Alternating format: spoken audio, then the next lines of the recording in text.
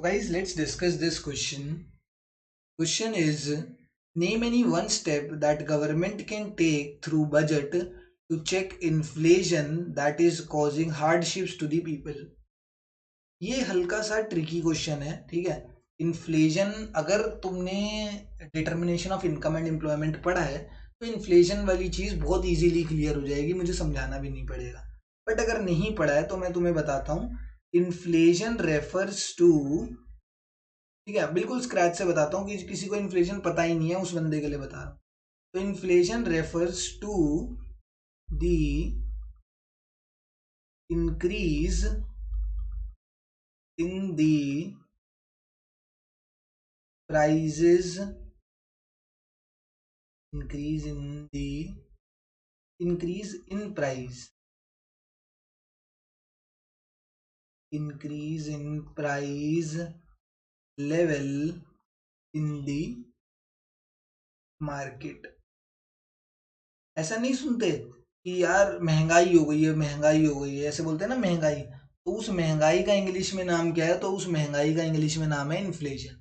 जब जर्नली किसी एक प्रोडक्ट का, दो प्रोडक्ट का, तीन प्रोडक्ट का नहीं, मार्केट में हर प्रोडक्ट, जितने भी मार्केट के अंदर प्रोडक्ट्स हैं, उन सब का प्राइस इंक्रीज होने लग जाता है या उनका प्राइस लेवल इंक्रीज हो जाता है, that is referred to as inflation.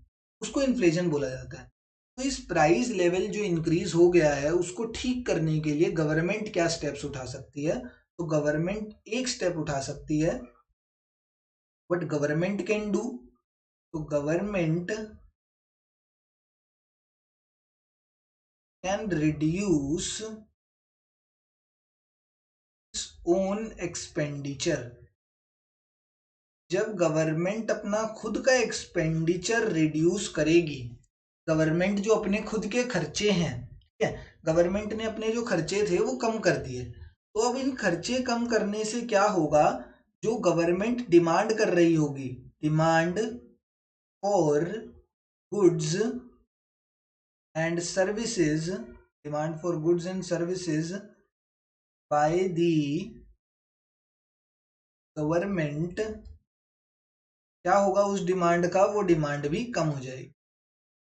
Simple बात है। देखो, अगर गवर्नमेंट क्या करेगी, गवर्नमेंट अपने खर्चे कम कर देगी, मैं अपने खर्चे कम कर दूंगा, तो इसका मतलब अब मैंने मार्केट में से सामान खरीदना बंद कर दिया। मैं खर्चे कम कैसे करूंगा कि भैया मैंने शॉपिंग बंद कर दी, मैंने चिप्स खाने बंद कर दिए, मैंने लेज खाने बंद कर दिए, यही तो होगी। तो मैं क्या करूंगा, मैंने वो गुड्स एंड सर्विसेज जो मैं कंज्यूम करता था उसकी मैंने डिमांड क्या कर दी? कम कर दी। एंड जब मैं अपनी गुड्स एंड सर्विसेज की डिमांड गवर्नमेंट ने कम कर दी है, ठीक है, इन गुड्स एंड सर्विसेज की डिमांड जब गवर्नमेंट ने कम कर दी है, तो क्या होगा? Then supply of, then supply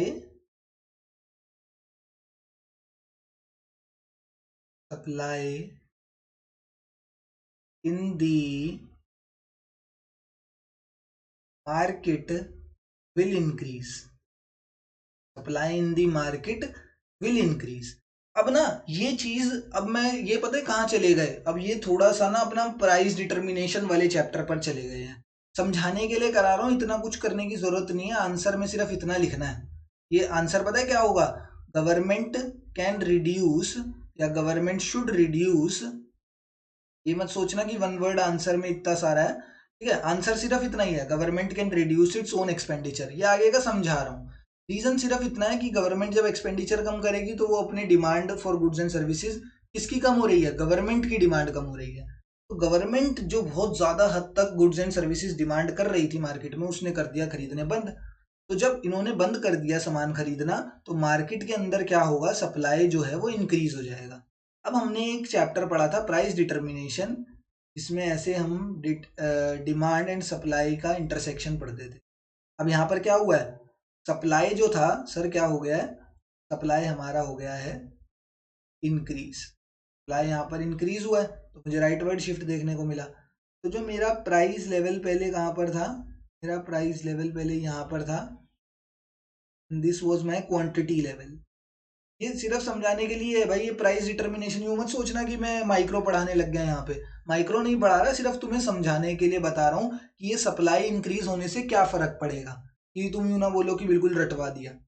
तो सप्लाई इंक्रीज होने से क्या हुआ, सप्लाई इंक्रीज होने से हमारा नया क्वांटिटी ये आया, ठीक है, नया डिमांड कहाँ, नया प्राइस कहाँ पर आया, यहाँ पर आया। तो मुझे एक चीज पता लगी यहाँ से जो मैंने माइक्रो इकोनॉमिक्स में सीखी थी, कि if supply in the market will increase, अगर सप्लाई इंक्रीज होगी मार्केट में तो वहां पे हमें क्या देखने को मिलेगा, वहां पे हमें देखने को मिलेगा प्राइस में फॉल देखने को मिलेगा। देखो तुम्हारे सामने मैंने यहाँ पे प्रूफ भी कर दिया। If supply in the market will increase then the price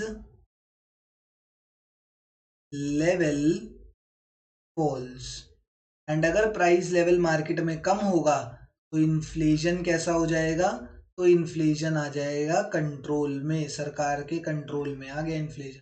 तो इनडायरेक्टली ये कह सकते हैं कि जो इन्फ्लेशन है वो किसके कंट्रोल में है, सरकार के कंट्रोल में। अगर गवर्नमेंट अपना खर्चा बढ़ा देगी तो गुड्स एंड सर्विसेज की डिमांड कम हो जाएगी, तो गुड्स एंड सर्विसेज की डिमांड कम हो जाएगी तो मार्केट में सप्लाई क्या हो जाएगी, इसकी कम हो जाएगी, और प्राइजेस क्या हो जाएंगे, इंक्रीज, एंड इन्फ्लेशन ज्यादा। बट यहाँ पे हमें इन्फ्लेशन ज्यादा नहीं करना था, यहाँ पे हमें इन्फ्लेशन को कम करना था। चेक, चेक मतलब कि जो लोगों के बीच में हार्डशिप्स आ रही हैं ये प्राइस लेवल इंक्रीज होने की वजह से, उसको ठीक करना था, हमें कंट्रोल करना था। कंट्रोल कैसे करा गवर्नमेंट ने, गवर्नमेंट ने अपना खुद का खर्चा कम करा।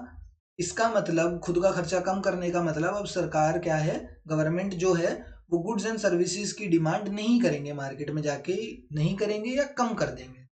अब जब उन्होंने डिमांड कम कर दी, in that case supply in the market will increase, supply क्या होगी मार्केट में, इंक्रीज हो जाएगी। एंड हमने यहाँ पढ़ लिया अगर सप्लाई इंक्रीज होगी तो प्राइस लेवल जो होगा मार्केट में वो क्या करेगा, फॉल करेगा। एंड अगर प्राइस लेवल फॉल हुआ this means inflation is under control, ठीक है। तो the one step that can be taken by the government is government can reduce its own expenditure. ये सिर्फ एक वन वर्ड आंसर है, बट उसके पीछे समझने के लिए, कि रटना कुछ नहीं है भाई, समझेंगे सारी चीज, तो समझने के लिए ये सारा मैंने तुम्हें बता दिया, ठीक है। लिखने की अगर एक्सप्लेनेशन पूरी मांगी गई है, अगर ये 3 मार्क्स का क्वेश्चन है तो सारी एक्सप्लेनेशन दो, 1 मार्क्स का क्वेश्चन है तो सिर्फ इतना लिखो और काम खत्म। ये डायग्राम की तो कहीं भी जरूरत नहीं है, ये डायग्राम को तो हटा भी दो तो कोई बात नहीं है, ये सिर्फ समझाने के लिए था कि सप्लाई इंक्रीज होने की वजह से price level in the market will decrease. Thank you.